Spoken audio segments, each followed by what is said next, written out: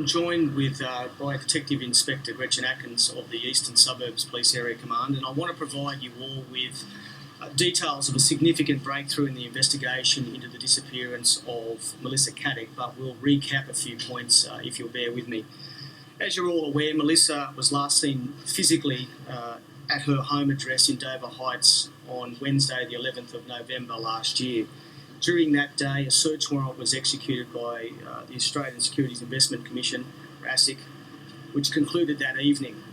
Police have been informed that around 5:30am the following day, the front door of her home was heard to close by her son, who believed that it was Melissa leaving to go for a run.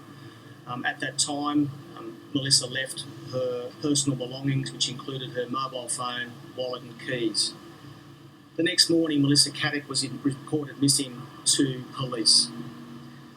As a result, a missing person investigation was launched, which involved police from the Eastern Suburbs Police Area Command, the State Crime Command Missing Persons Registry, and other resources.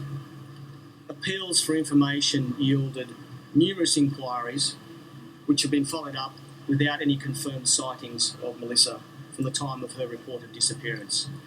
Part of those investigations included extensive land, air and sea searches. During the course of those searches, our Marine Area Command provided advice to investigators based on offshore drift modelling that raised the possibility that an object or a body that entered the water around the Dover Heights area could drift as far south as the Bermagui area. I can now inform you that last Sunday the 21st of February, a shoe was located on the shoreline of the Bordana National Park south of Tathra by campers. Within that shoe were the remains of a human foot. That foot and the shoe, which matched the size and description of a shoe that Melissa Caddick was seen wearing during the execution of the ASIC search warrant, were conveyed to the New South Wales Health Forensic and Science Services section here in Sydney, where DNA from the foot was last night matched to a DNA sample from Melissa Caddick's toothbrush and from family members. Melissa's family were informed of the identification last night and are obviously distressed. Now, as you're aware, there's been a lot of commentary and a lot of speculation in relation to the disappearance of Melissa Caddick, and that's understandable. Clearly, the circumstances of Melissa's disappearance have been distressing for many people, including her alleged victims and, of course, her family and friends. I can say that exactly how Melissa came to enter the water is still a mystery and will be subject of ongoing investigations by the Strike Force team.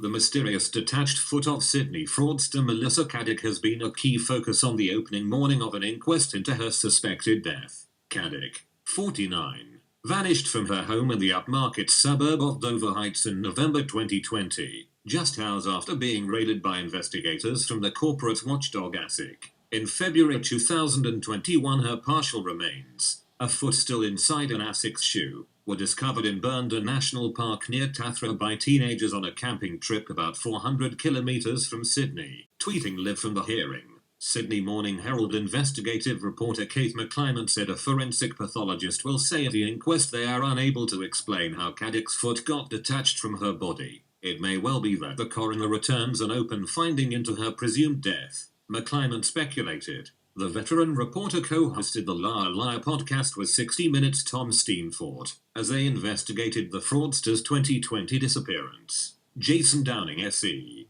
Counsel Assisting Deputy State Coroner Elizabeth Ryan, said in his opening address that Caddick was suspected to be dead. A forensic pathologist is expected to say they could not determine if her decomposed foot was separated because of blunt force or decomposition before it washed ashore. With the right medical assistance, an amputation is not considered a lethal injury, Downing said. But on the balance of probabilities, it was suspected that Caddick had already died. Caddick's parents Barbara and Ted Grimley and brother Adam Grimley along with her husband Anthony Koletti arrived this morning at the NSW Coroner's Court. It is believed about 74 victims lost at least $23 million through Caddick's Ponzi scheme, over which she was set to face a string of charges. Those scammed believed Caddick would invest their funds on their behalf. She created fake documents to suggest she had done so, but instead used the money to fund her own lavish lifestyle. Caddick disappeared just hours after her home was raided by investigators from the corporate watchdog ASIC.